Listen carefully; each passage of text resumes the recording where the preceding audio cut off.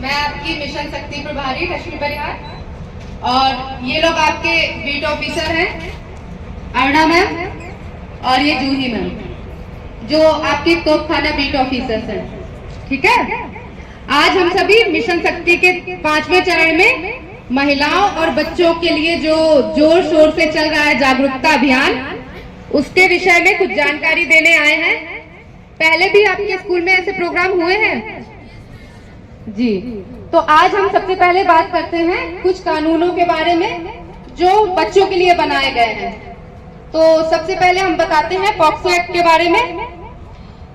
18 साल से कम उम्र के बच्चे सभी लड़के व लड़कियों को यौन अपराधों से, यौन उत्पीड़न से, बाल पोर्नोग्राफी से आदि से संरक्षण देने वाला कानून है।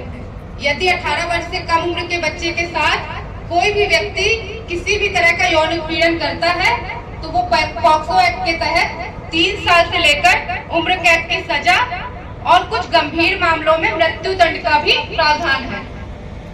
बाकी इसका उद्देश्य है बच्चों को अपराधों से संरक्षण दिलाना और बच्चों का समुचित विकास करना। इसके बाद हम बात करते हैं साइबर अपराध के बारे में। सबसे ज्यादा इस समय जो अपराध जिसमें बच्चे भी हमारे जिस अपराध से ग्रसित हैं कह सकते हैं, वो साइबर अपराध है।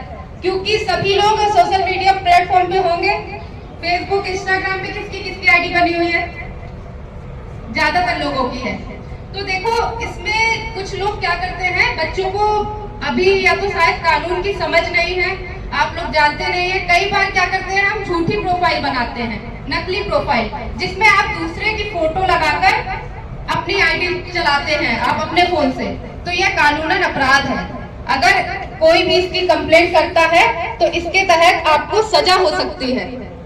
पता है बच्चों के लिए भी सजा का प्रावधान है। तो ऐसा कोई भी काम नहीं करना है जो हम अपराध की श्रेणी में आते हो जिससे, ठीक है। तो किसी की भी फोटो लगाकर नकली प्रोफाइल नहीं बनानी है।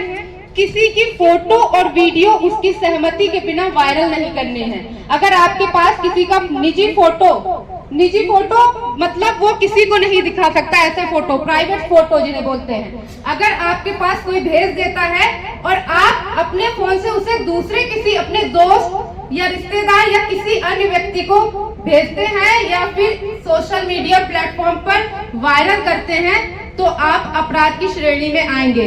तो ना ही खुद भेजना है, और अगर ऐसा कुछ होता है तो आप जाकर अपने किसी नजदीकी भरोसेमंद व्यक्ति, अपने परिवार के सदस्य को बता सकते हैं, अपने टीचर्स को बता सकते हैं इस बारे में कि ऐसा किसी व्यक्ति के साथ हो रहा है या फिर मेरे साथ ही ऐसा हो रहा है।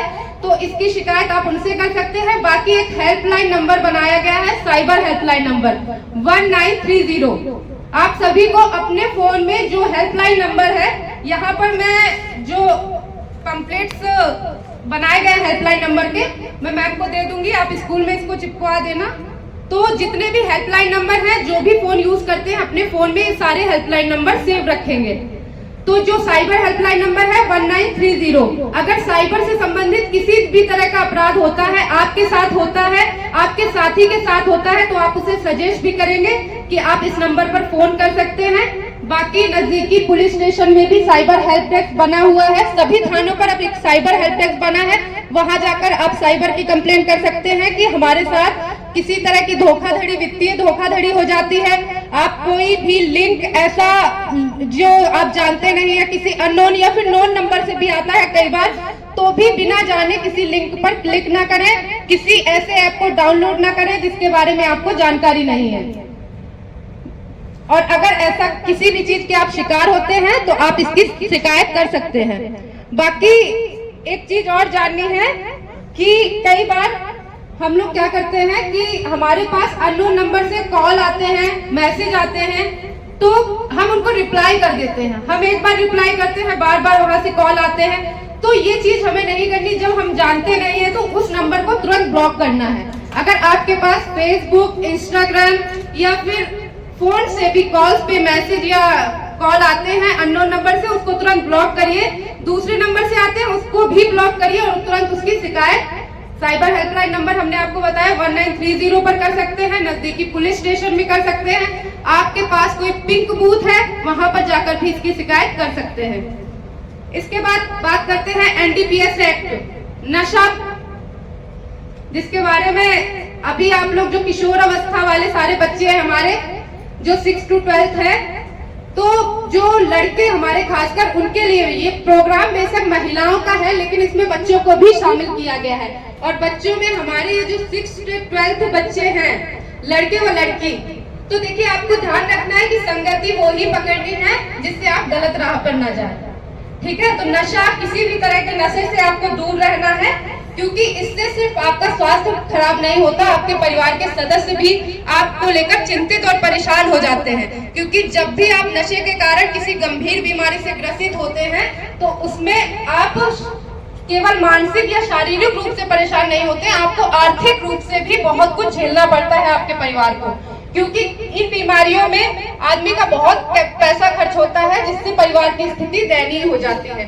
तो आपको परिवार पर बोझ नहीं बनना है। तीसरी बात हम ध्यान रखेंगे, ट्रैफिक नियम, इसलिए भी क्योंकि यही एक एज होती है, कुछ बच्चे 12th में 18+ होते हैं, कुछ 18 से कम रहते हैं, जो वो भी बाइक्स या कुछ चीजों का यूज करते हैं जो प्रतिबंधित है 18 साल से कम उम्र के बच्चों के लिए, जिसमें गार्जियंस, अभिभावकों पर भी चालान की कार्रवाई की जाती है। जो 18 साल से कम उम्र के बच्चे गाड़ी, अगर बाइक ड्राइव करते हैं, गाड़ी ड्राइव करते हैं, तो उसमें सजा का प्रावधान है। अगर आप 18 साल से कम हैं तो बाइक का यूज ना करें, 18 साल से अधिक हैं तो अपने लाइसेंस का अप्लाई करें और हेलमेट लगाकर ही बाइक चलाएं। और फोन चलाते समय फोन पर बातचीत, कॉल या मैसेज ना करें। ट्रैफिक नियमों का ध्यान रखें।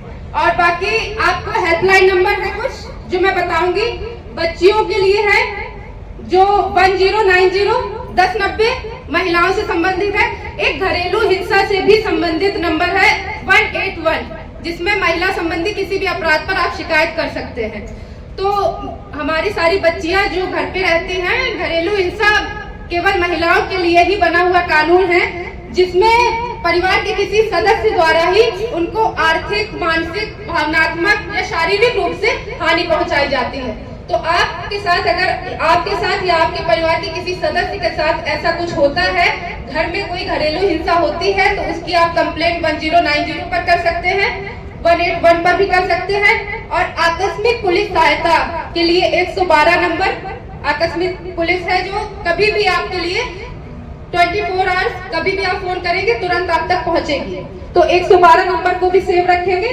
चाइल्ड हेल्पलाइन नंबर 1098, बच्चों से संबंधित किसी भी तरह का आप अपराध देखते हैं या होता है आपके सामने, उसके लिए आप 1098 पर कंप्लेन कर सकते हैं।